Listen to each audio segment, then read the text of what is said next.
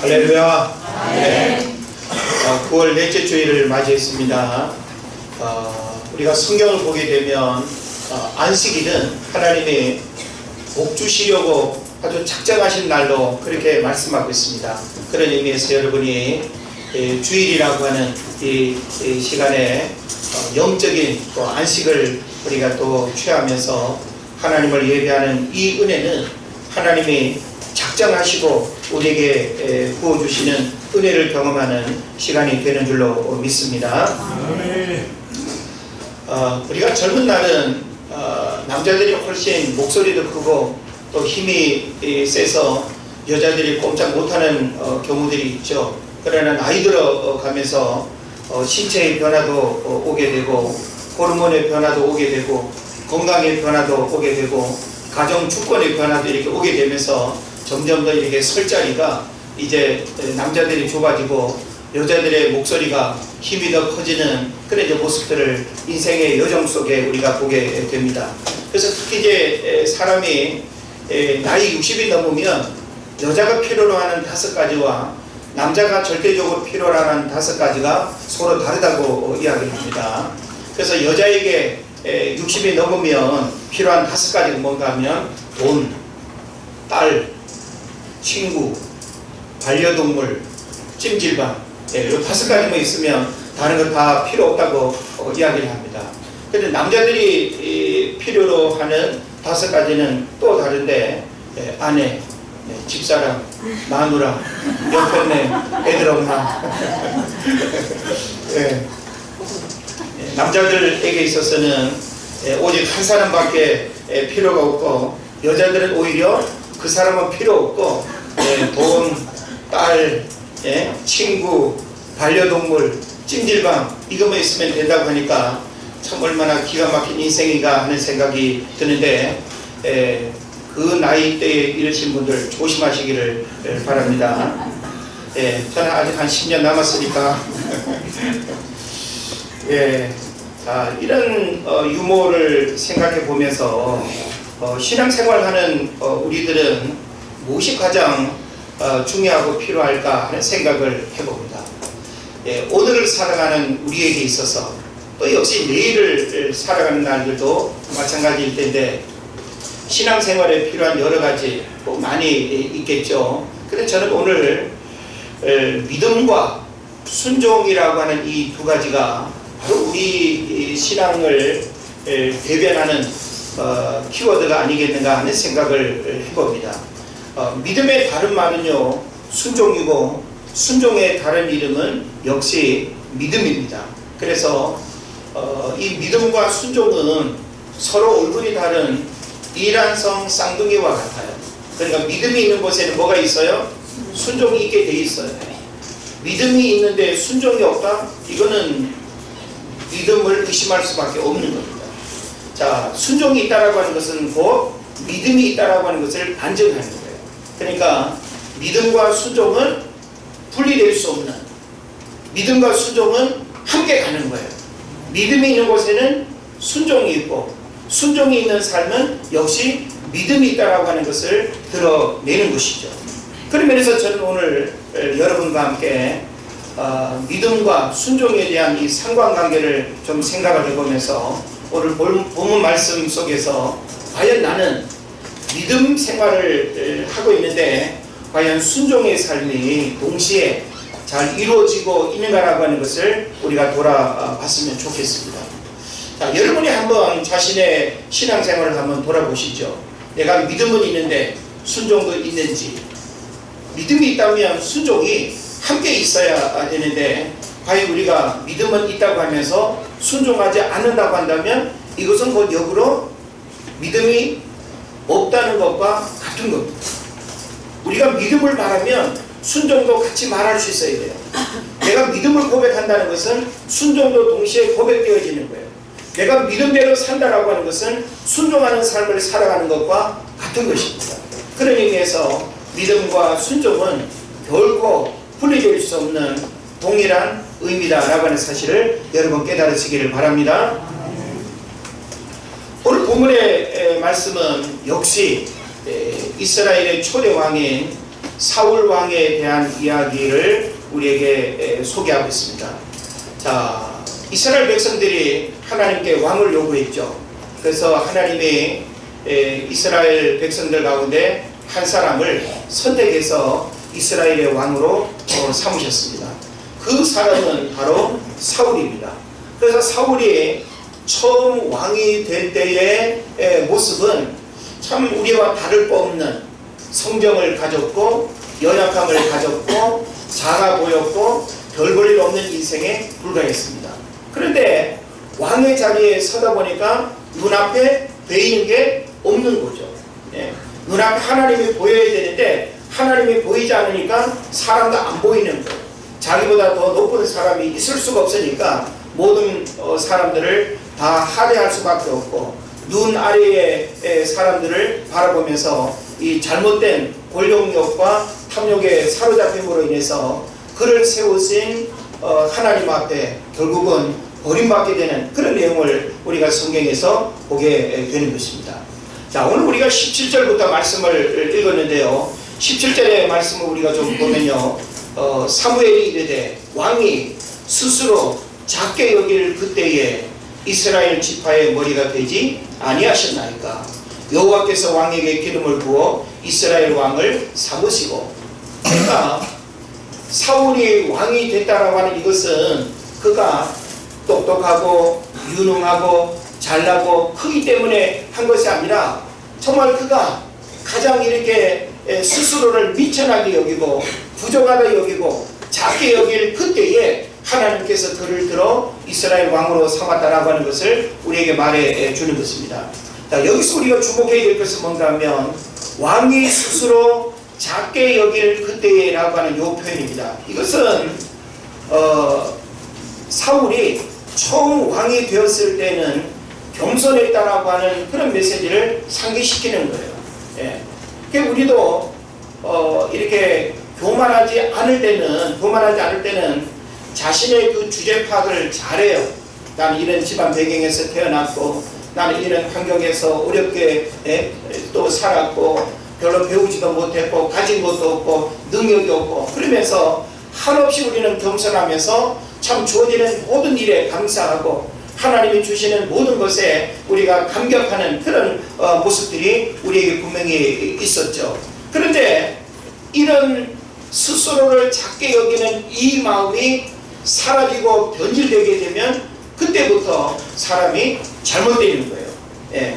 그래서 이 표현을 원어로 보게 되면 뭐뭐 할 때 뭐뭇이 아니냐, 뭐뭐일지라도 뭐뭇이 아니냐 라고 하는 이제 의미를 담고 있는데, 쉽게 말하면 당신이 별 볼 일 없었을 때, 혹은 비록 당신이 한때 별 볼 일 없었지만, 이런 뜻이에요.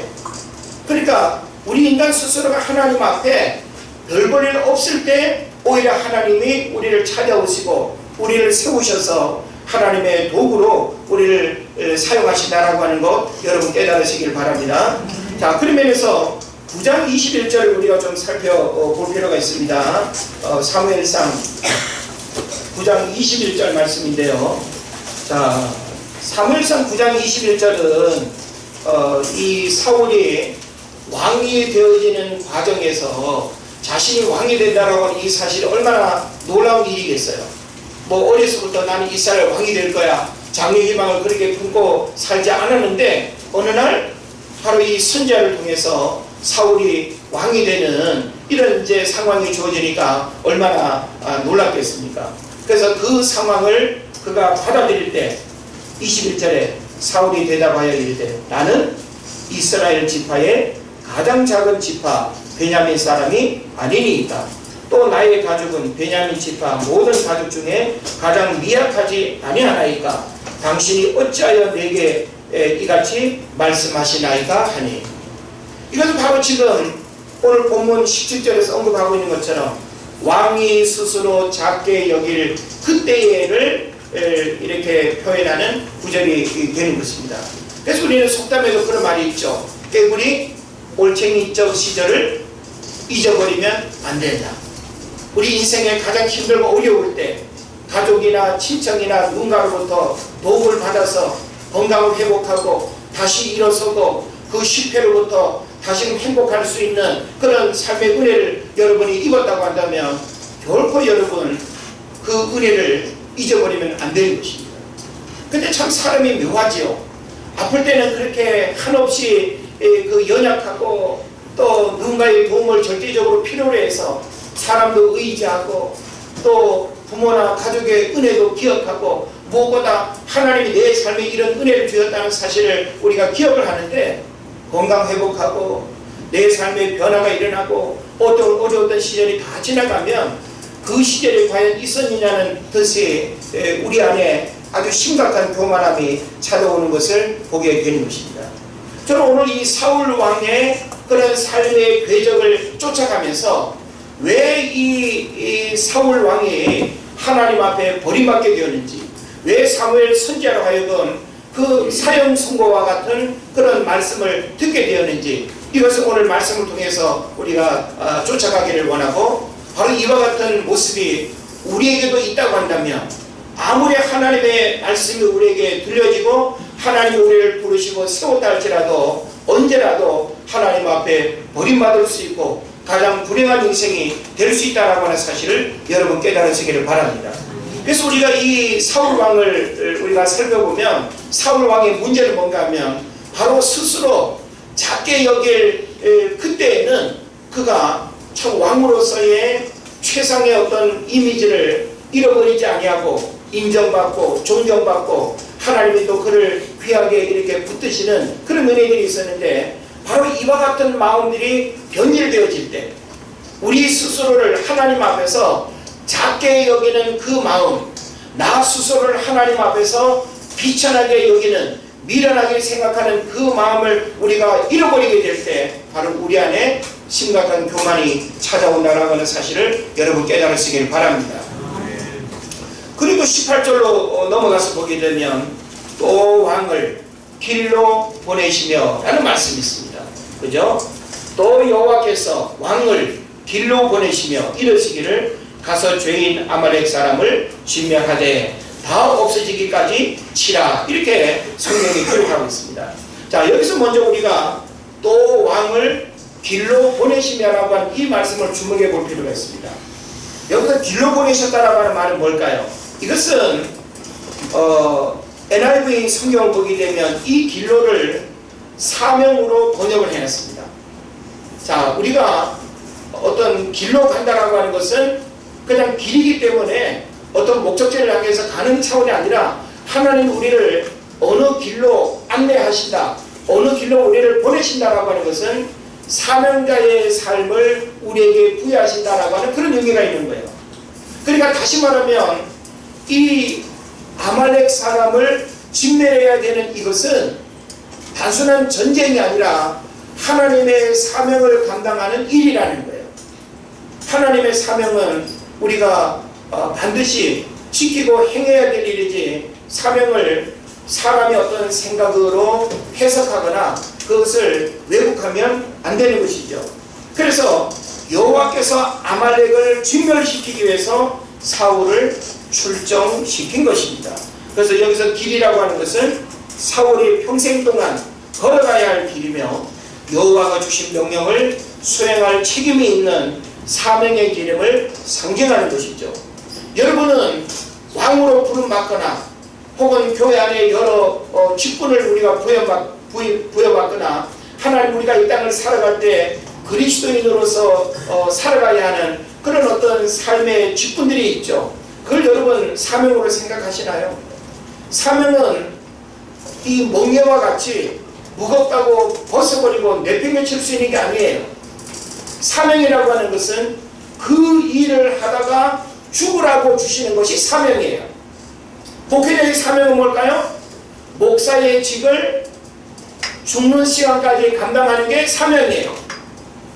목회자에게 어려움이 왔다고, 성도들이 힘들게 한다고, 여러가지 고난이 왔다고, 에이 차라리 내가 이거 아니어도 얼마나 내가 먹고 사는데 뭐 운전하고 학습지 교사하고 이래가지고 곤란한 거죠.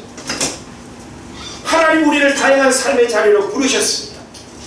우리는 그 부르심의 사명을 감당할 수 있어야 되는 거예요.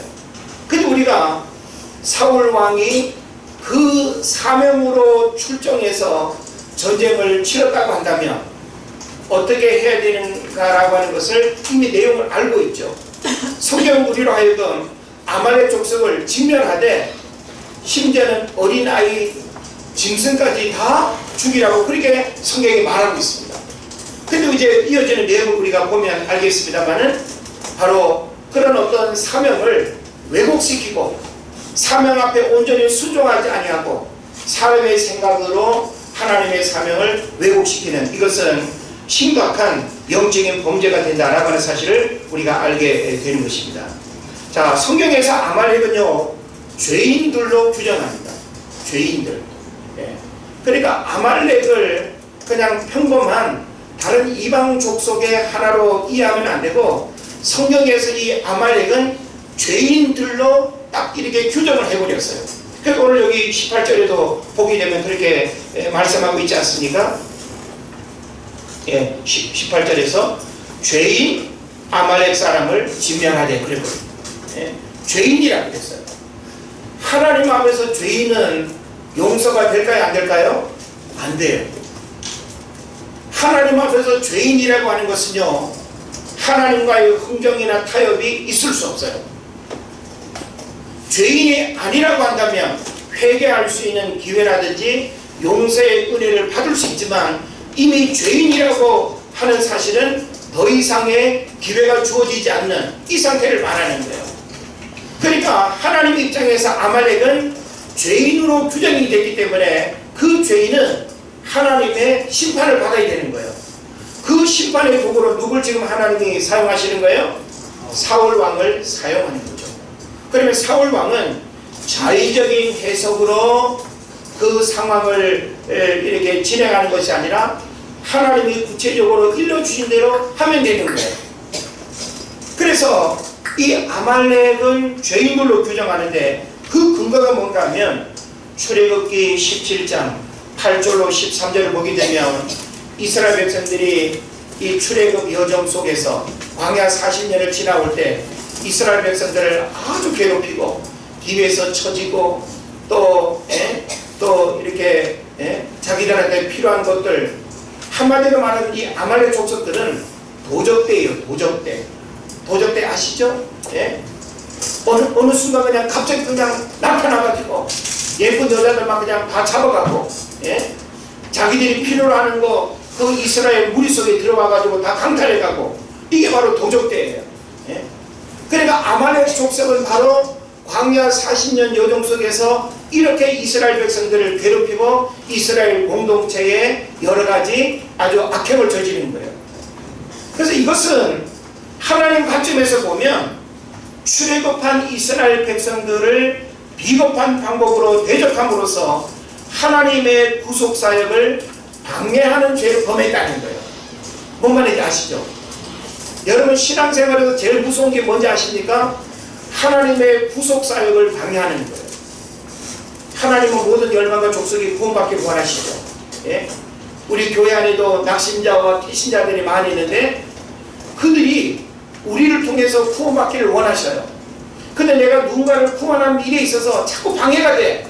말로 방해하고 행동으로 방해하고 내가 누군가를 구원하는 일에 있어서 이 모양 저 모양으로 자꾸만 하나님의 구속사역을 방해한다. 그 사람은 하나님 앞에서 엄청난 죄인의 낙인 찍기가 되는 거예요. 이것은요 오늘 성경에도 나와 있는 것과 같이 아말렉 족속처럼 용서받을 수 없는 그런 죄인이 되는 거예요. 우리가 연약해서 죄를 짓는 것은 얼마든지 하나님 앞에 용서받을 수 있어요. 회개할 수 있는 기회가 주어집니다. 근데 내가 이 사람을 전도하고 이 사람을 구원해야 되는데 그 영혼 구원에 방해가 되는 하나님의 구속사역에 방해가 되는 일을 하는 것은요 하나님을 대적하는 것과 같은 죄예요. 굉장히 무서운 겁니다. 그런 면에서 여러분이 신앙생활 속에서 나의 삶의 어떤 모습들이 하나님의 구속사역을 방해하는 일이 있다고 한다면 빨리 회개하고 돌이켜야 됩니다. 차라리 여러분이 뒤에 설지언정 그와 같은 자리에 앞장서 가지고 의도적으로 방해한다든지 하나님의 구속사역을 방해하는 이것은 용서받을 수 없는 죄가 된다는 것을 깨달으시기를 바랍니다. 그래서 하나님 나라의 구원 사역을 방해하는 것, 바로 하나님 자신을 대적하는 것과 같다. 우리 하나님과 대적해서 이길 사람이 있습니까? 누가 어떤 무기로 어떤 힘으로 하나님을 대적해서 이길 수 있습니까? 이것은 하나님을 대적한다는 그 자체가 성립이 안 되는 거예요. 그런데 수많은 인생들이 하나님을 이렇게 대적했다가 아주 불행하게 망가지는 경우들을 우리가 많이 보지 않습니까? 그래도 바로 지금 이 사울 왕의 문제가 어떻게 지금 진행되고 있는가라고 하는 사실을 여러분이 주목할 수 있어요. 사울 왕의 문제는 다른 데 있지 않습니다. 그의 어떤 외모에 있지도 않고 그의 단순한 어떤 성격이 못돼 모여가지고 그 어떤 성품 때문에 하나님이 책망하시고 그게 아니에요. 우리가 성경을 보게 되면 사울 왕의 문제는 철저하게 하나님의 말씀으로부터 듣고 순종해야 될 것을 왜곡하고 변질시키고 인해서 그가 겪게 되는 문제가 된다라고 하는 것입니다. 자, 19절 말씀을 이어서 또 볼까요? 어찌하여 왕이 여호와의 목소리를 청종하지 아니하고 탈취하기에만 급하여 여호와께서 악하게 여기시는 일을 행하였나이까. 이 19절의 말씀 여러분 잘 주목해야 됩니다. 어찌하여 왕이 누구의 목소리를? 여호와의 목소리를 청종하지 아니하고 그랬어요. 자, 여기서 우리가요 아주 중요하게 깨달아야 될 게 있는데, 자 1절 말씀을 한번 볼까요? 1절 말씀 15장 1절입니다. 사무엘이 사울에게 이르되 여호와께서 나를 보내어 왕에게 기름을 부어 그의 백성 이스라엘을 위해 왕으로 삼으셨은즉 이제 왕은 여호와의 말씀을 들으소서. 자, 스피커는 누구예요? 사무엘이죠. 근데 누구의 목소리가 들려지고 있어요? 하나님의 목소리가 누구에게? 사울에게 들려지고 있습니다. 그러니까 사울은 사무엘을 통해서 지금 누구의 목소리를 듣고 있는 거예요? 하나님의 목소리를 지금 계속 듣고 있는 거예요. 하나님께서 친히 사무엘을 통해서 이스라엘 왕으로 사울을 세웠어요. 그러면서 계속 그가 이스라엘의 왕으로서 해야 될 여러 가지 일들을 계속 구체적으로 언급하고 지시하고 명령하고 행해야 될 것을 계속 단계적으로 하나님이 말씀하고 있는 거예요. 자, 그러면 이 사울은 누구의 목소리를 잘 들어야 될까요? 하나님의 목소리를 잘 들어야 됩니다. 다시 말하면 하나님의 목소리를 청종, 경청이라는 말로 우리가 바꿀 수 있겠죠. 그것은 그 어떤 소리보다 우선이야기입니다. 자, 우리도 많은 소리들이 우리에게 들려오는 건 아시죠? 사람의 소리가 들려오고 세상으로부터 또 들려오는 소리들이 있고, 예? 여러 문화를 통해서 마귀가 우리에게 유혹으로 다가오는 소리도 있고 하나님께서 우리에게 하시는 말씀의 소리도 있습니다. 이것이 바로 우리에게 있어서 분별의 아주 중요한 문제를 언급하는 거예요. 분별. 우리가 하나님의 말씀, 하나님이 우리에게 하시는 목소리를 우리가 분별하지 않으면 우리는 다른 소리에 마음 뺏겨서 그 다른 소리 까닭에 하나님의 사명도 잃어버리고 하나님이 원하시는 것도 그렇지는 그런 결과를 가져온다는 것이죠. 그래서 분명히 1절을 비롯해서 성경 곳곳에서 분명한 하나님의 목소리가 사울에게 전달되었고 또 오늘 읽은 본문에서 아말렉을 진멸하라고 하나님이 명령하셨습니다. 그럼에도 불구하고 이 사울은 짐승들의 우는 소리와 백성들의 소리에 판단력을 잃어버리고 범죄하게 되는 것이죠. 다시 말하면 하나님이 사울에게서 원하시는 것은 하나님의 목소리에 대한 순종이었습니다. 이거 굉장히 중요한 거예요. 하나님 오늘도 우리에게 뭘 요구하시는지 알아요? 하나님이 여러분에게 하시는 그 목소리에 순종하기를 원하셔요. 하나님이 나에게 하시는 그 목소리는 여러분 언제 듣습니까? 밤에 꿈결이 들으시나요? 물론 꿈속에서도 하나님의 목소리를 우리는 들을 수 있습니다. 그러나 꿈속에서 들려오는 하나님의 목소리를 분별하기 여러분 쉽지 않습니다. 여러분 깊은 산속에서 뭐 금식하며 또 특별히 마음을 이렇게 들여서 기도하고 할 때 하나님의 목소리가 더 신령하게 들려올까요? 그렇지 않습니다. 가장 정확한 하나님의 목소리는 말씀을 통해서 들려오는 거예요. 할렐루야. 네. 요한복음 1장 1절에서 뭐라고 말씀합니까? 태초에 말씀이 계시니라. 이 말씀이 하나님과 함께 계셨으니 말씀이 곧 하나님이니라. 할렐루야. 오늘 여러분이 이 시간 하나님의 말씀을 듣는 이 시간은 하나님이 주의 종을 통해서 하나님의 목소리를 내게 들려주시는 거예요. 그러면 이제 우리가 그 목소리를 듣고 깨달음이 오고 내가 어떻게 살아야 되고 어떻게 행해야 되고 내 믿음 생활을 어떻게 새롭게 해야 되고 이런 목소리의 가르침이 우리에게 들려지면 우리에게 필요한 것은 뭘까요? 순종. 근데 오늘날 많은 사람들이 하나님의 목소리가 들려오는데도 불구하고 다른 소리에 마음이 빼앗겨서 순종하지 않음으로 인해서 결국은 거지가 되고 그리고 부끄러움을 당하고 모든 것들을 잃어버리고 다시금 또 원점에서 새 출발해야 되는 이런 어려움을 겪는 경우들을 많이 보게 되는 것입니다.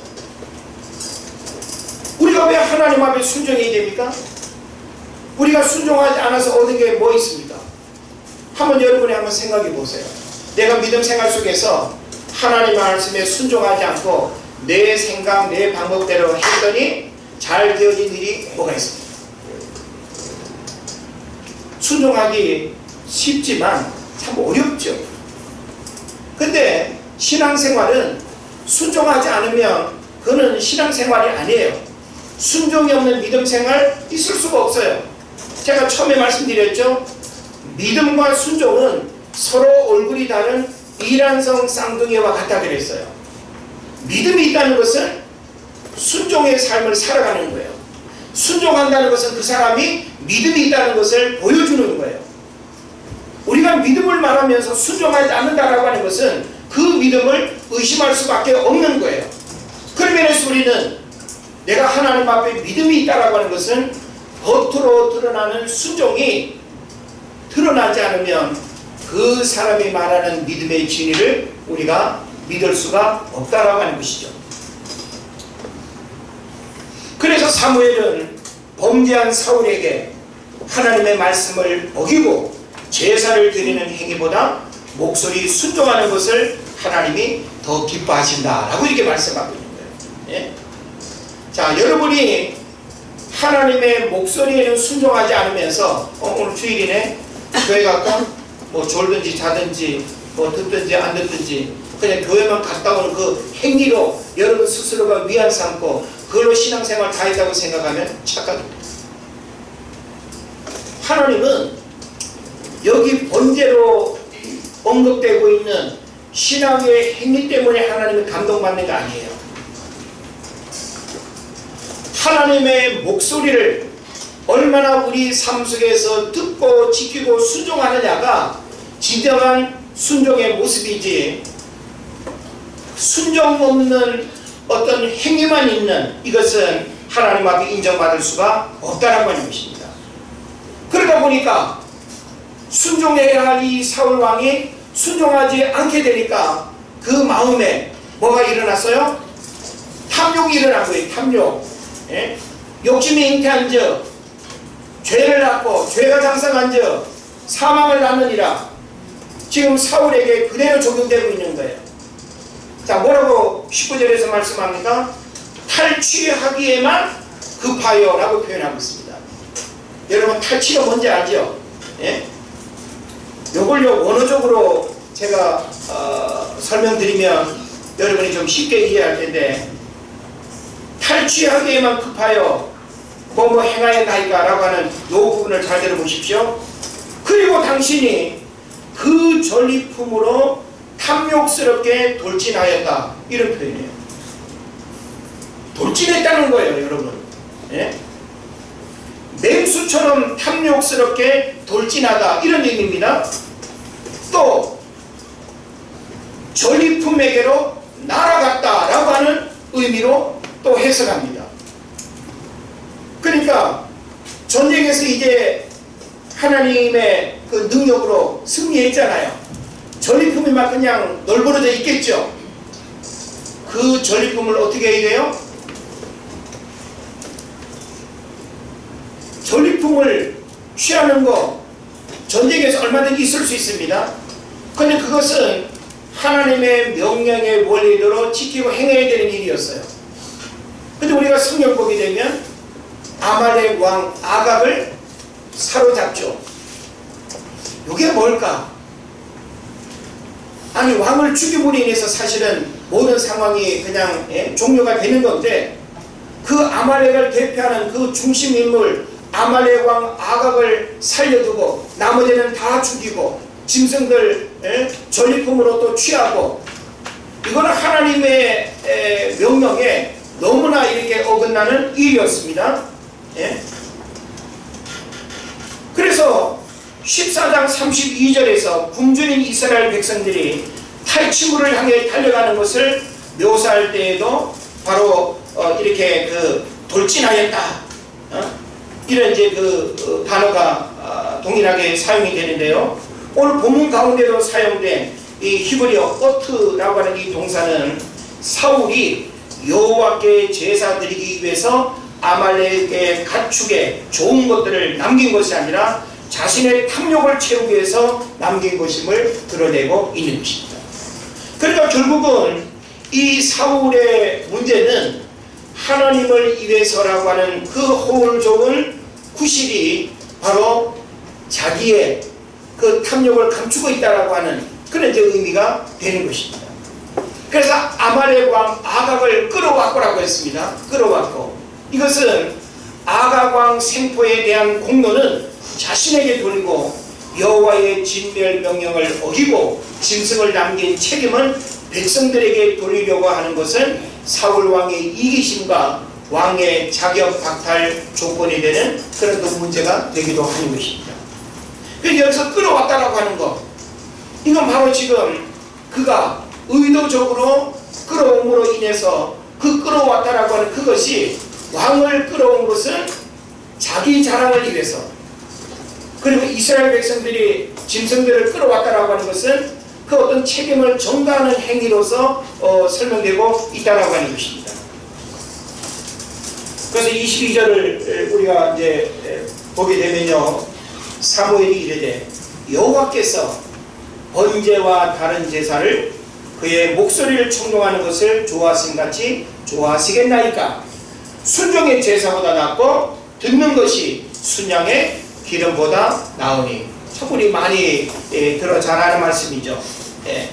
여기 번제는 짐승을 다 이렇게 태워서 그 연기를 하나님 앞에 올려드리는 거예요. 그죠? 올려드리는 거예요. 그래서 여러분, 이 번제라고 하는 말이 히브리어로 올라라고 하는 뜻이에요. 올라. 우리말에 이 번제가 뭐예요? 향기를 하나님 앞에 올려드리는 거. 연상법으로 여러분 생각하면 쉽게 히브리어 단어 하나를 이해할 수 있습니다. 번제, 뭐라고요? 올라. 향기를 하나님 앞에 올려드리는. 그런데 이 번제가 이스라엘 백성들이 하나님 앞에 드리는 여러 제사들 가운데 얼마나 소중한 겁니까? 얼마나 귀한 제사입니까? 그런데 하나님은 그 번제보다 더 중요한 것이 있다라고 하는 것을 우리에게 말해주는 것입니다. 그래서 그 목소리 순종하는 것을 좋아하신 같이, 이것은 여호와의 음성을 듣는 것 같이라는 의미입니다. 그래서 본문은 여호와께서 번제들과 제물들보다 당신의 음성을 듣는 것을 더 기뻐하신다는 그런 의미가 되는 것이죠. 그러니까 우리도 사실 부모 자식 관계에서 자식이 부모 마음은 헤아리지도 않고 부모 말은 제대로 듣지는 않으면서 뭐 어디서 툭 던지면서 이것만 먹어, 엄마 가져, 뭐 선물이라고 갖고 오는 거 여러분 기분 좋게 받을 수 있어요? 아니요. 그 이전에 뭐가 선행되게 될까요?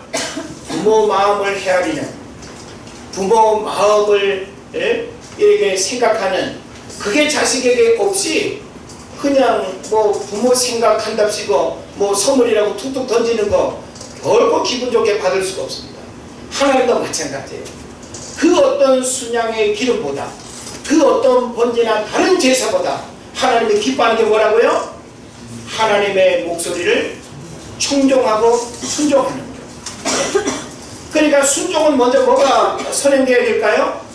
청종이 먼저 선행되어야 돼요. 그리고 우리가 순종하기 위해서는 여러분이 하나님의 목소리를 잘 경청하는 영적인 분별력과 귀가 열려야 될 줄로 믿습니다. 예, 우리는 우리에게 들려오는 수많은 소리들을 잘 분별해야 돼요. 예? 잘 분별해야 돼요. 엄마들은 여러 아이들이 있어도 자기 자식 목소리는 귀신 같지 않죠? 예? 우리가 그렇게 좀 하나님의 목소리에 대해서 익숙하면 얼마나 좋을까? 예? 분명히 하나님의 목소리로 우리에게 들려지고 있음에도 불구하고 마귀의 목소리에 그냥 마음 빼앗겨가지고 예? 미혹되어 진리를 떠난 자들, 어제 제가 말씀드렸죠?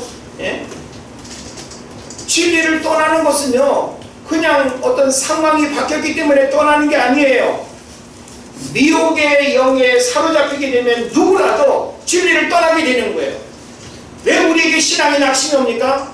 미혹의 영에 사로잡히게 되면 모든 것들이 다 부정적으로, 모든 상황들을 다 부정적으로 바라보게 되고 그 소중한 것들을 잃어버리게 되는 거예요. 그래서 성경은 순종이 제사보다 낫고 듣는 것이 수양의 기름보다 낫다라고 하는 말씀을 우리에게 하고 있습니다. 이건 아주 중요한 말씀이니까 한번 따라하시면 좋겠네요. 순종이 제사보다 낫고 듣는 것이 수양의 기름보다 나으니 할렐루야. 네. 자, 그래서 이 말씀을 직역하면요, 보라, 순종하는 것이 재물보다 좋고 주의하는 것이 수양의 기름보다 좋다라고 하는 그런 의미가 되는 것입니다. 자, 제가 여러분에게 한 가지 질문해 볼까요? 순종은 훈련이다, 훈련이 아니다. 왜 우리가 순종을 잘 못하죠? 또 우리가 순종을 잘한다라고 하는 것. 자, 순종은 훈련이다, 훈련이 아니다? 훈련이다. 훈련이다? 훈련해서 순종을 잘하나요? 자, 우리는 하나님의 명령 앞에 순종해야 되는 거죠. 자, 명령은 여러분 잘 이해가 되고 깨달아져서 여러분 알았다고 순종하나요? 아니에요. 명령은 안이 꼽고 듣기 거북하고 받아들이기 어려워도 명령 앞에서는 그냥 순종하는 거예요. 여러분 공직사회에 어떤 명령이 주어지면 해야 돼요? 안 해야 돼요? 해야 돼요. 군대 문화에서 명령이라고 하는 것은 이 일을 제기할 수 있다 없다? 없어요. 더더욱 성경 하나님의 말씀은 명령입니다.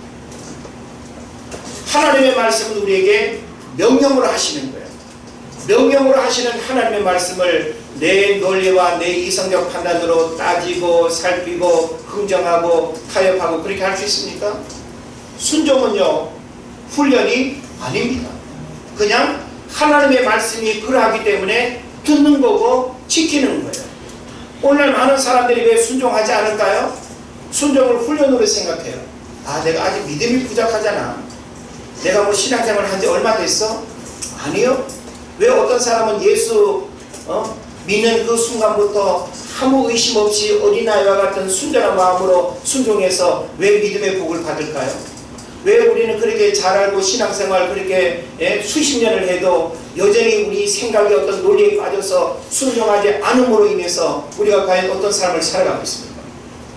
우리는 이 사울 왕의 이야기를 통해서 순종은 결코 훈련이 아니라고 하는 사실을 알아야 됩니다. 하나님의 말씀이 그러하면 그러한 하나님의 말씀 앞에 내 삶이 거기에 복종하고 내 생각이 그 말씀 앞에 순종하는 것이지 여러 상황과 감정을 따져가지고 받아들이는 게 아니에요. 그렇기 때문에 우리가 순종을 통해서 받을 수 있는 영적인 축복을 못 받는 거예요. 신명기 28장을 여러분 한번 쭉 읽어보세요. 순종하는 자에게 약속하신 복이 열거되고 있습니다. 불순종하는 자에게 주시는 그런 저주가 어떻게 또 펼쳐지는지 성경에서 말씀하고 있습니다. 순종은 우리의 직분, 우리 신앙의 연륜, 나의 고상한 인격 아무 상관이 없습니다. 그런 것들 때문에 내가 순종을 잘하고 못하고가 아니라 순종은 하나님의 말씀이기 때문에 그냥 여러분이 숙이는 거예요. 받아들이는 거예요. 할렐루야.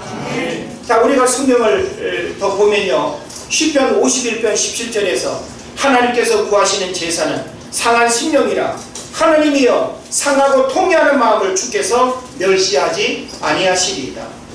하나님은요, 어떤 행위보다 우리 마음의 중심을 먼저 하나님이 받기를 원하셔요. 여러분의 중심이 하나님 앞에 인정받기를 원합니다. 여러분의 마음이 하나님 앞에 진솔되게 고백되어지고 여러분의 그 마음이 하나님 앞에 인정을 받아야 됩니다. 호세아서 6장 6절에서는 뭐라고 말합니까? 나는 인애를 원하고 제사를 원하지 아니하며 번제보다 하나님을 아는 것을 원한다. 예? 같은 말씀 지금 계속 반복되고 있어요. 하나님이 정말 원하시는 것은 번제 필요 없다가 아니에요. 번제도 중요하고 제사도 중요한데 그보다 더 중요한 것은 마음, 우리의 마음이 하나님 앞에 드려져야 하고 하나님의 목소리를 듣고 순종하는 것이 무엇보다 중요하다는 것을 우리에게 가르쳐 주고 있습니다. 우리 성경을 한번 보십시다. 아브라함에게 어느 날 하나님이 찾아오셨어요. 갈대아 우르를 떠나라 했습니다. 길게 설명 안 합니다. 아들 이삭을 모리아에 있는 한 산에 갖다 바치라고 했습니다.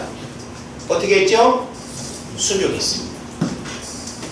여러분, 창세기에 그 아브라함의 이야기 속에서 의심하고 따지고 내가 왜 그렇게 해야 됩니까?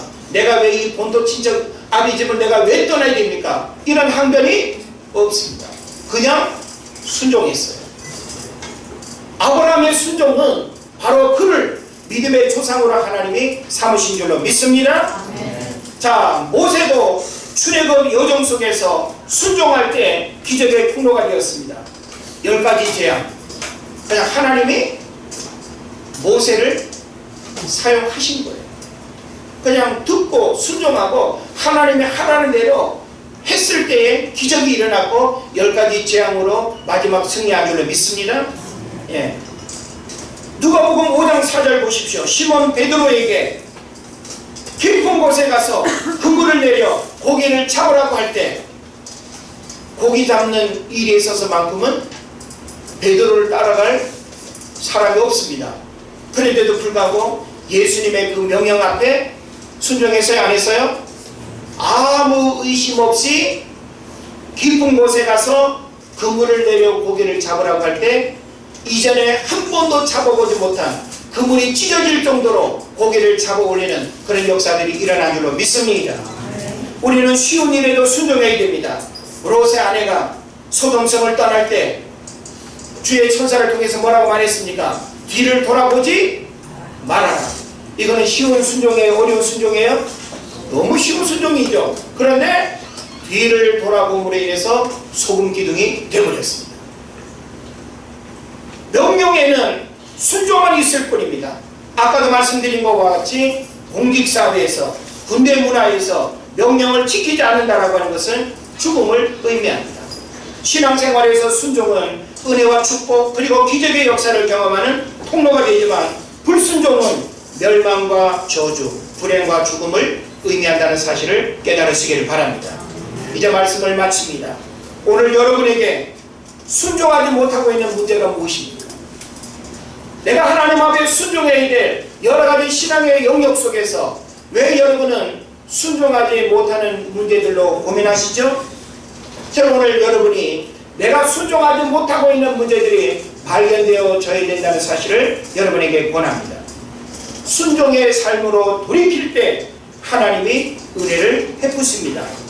목이 곧은 백성처럼 들어 알고 있음에도 불구하고 머리로만 계산하고 현실에 머물러 있다면 많은 대가를 지불하는 불행을 겪을 수밖에 없는 것입니다. 바라기는 예배하는 일에 순종하시기를 바랍니다. 우리가 하나님을 예배하는 일에 하나님과 따지고 흥정하고 해야 될 이유가 있습니까? 하나님이 구원받은 백성들 하여금 너희는 하나님을 예배하라 말씀하셨어요. 주의를 지키라, 이것은 명령이에요. 그러면 우리는 온전히 하나님을 예배하는 순종의 삶을 살아가야 될 줄로 믿습니다. 경건 생활에 또한 순종할 수 있어야 됩니다. 경건은 범사 유익하다고 했습니다. 금생과 내생에 하나님의 약속이 있다고 했습니다. 경건 생활 바쁘다는 이유로 일주일 내내 성경 한 장 제대로 안 읽고 기도 제대로 안 하고, 그러면서 어떻게 우리가 영적인 축복을 받습니까? 여러분 무엇 때문에 바쁘시죠? 여러분의 건강은 무엇 때문에 하나님이 주셨습니까? 우리가 하나님을 위해서 내 삶을 드리지 못하는 모든 그 삶에 허락된 은혜들은 어찌 보면 그게 축복이 될 수도 있지만 저주가 될 수 있다는 사실을 여러분 깨달아야 됩니다. 우리는 하나님 앞에 온전한 헌금 생활에 순종할 수 있어야 됩니다. 온전한 헌금 생활이 뭡니까? 있을 때는 하고 없을 때는 안 하고, 힘들면 안 하고 힘들지 않으면 하고, 감정 따라 기분 따라 형편 따라 하는 것은 온전한 헌금 생활이 아닙니다. 하나님의 말씀의 약속이 어떠함을 여러분이 안다면 그 하나님의 말씀에 가르친 대로 순종하십시오. 순종이 제사보다 낫고 듣는 것이 순양의 기름보다 낫다고 성경이 말씀하고 있는 것입니다. 또한 우리는 이 결실의 계절 가을을 보내면서 영혼을 돌보고 구원하는 일에 순종이 될 줄 믿습니다. 한 사람 한 사람을 찾아가고 주님께로 인도하는 일이 힘들고 어려울 수 있습니다. 그러나 내가 찾아가는 그 수고, 하나님의 명령이기 때문에 내가 순종해서 주님께로 인도하기 위해서 힘쓰고 애쓰는 이 수고를 하지 않으면 그 사람은 지옥 백성이 될 수밖에 없는 것입니다. 그러면서 우리는 영혼을 돌보고 구원하는 일에도 순종해야 될 줄로 믿습니다. 깨어 기도하고 성령 충만해야 하는 일에도 우리는 순종해야 됩니다. 그래서 이와 같은 일들은 선택이 아니에요. 하나님의 말씀을 통해서 우리에게 하시는 이 명령은 여러분이 듣고 지키고 행해야 된다는 사실을 깨달으시기를 바랍니다. 그래서 이런 순종적 삶이 실천될 수 있기를, 그래서 여러분 삶에 순종이 주는 영적인 유익과 은혜와 축복들을 경험하시기를 주의 이름으로 축원을 드립니다. 기도하겠습니다.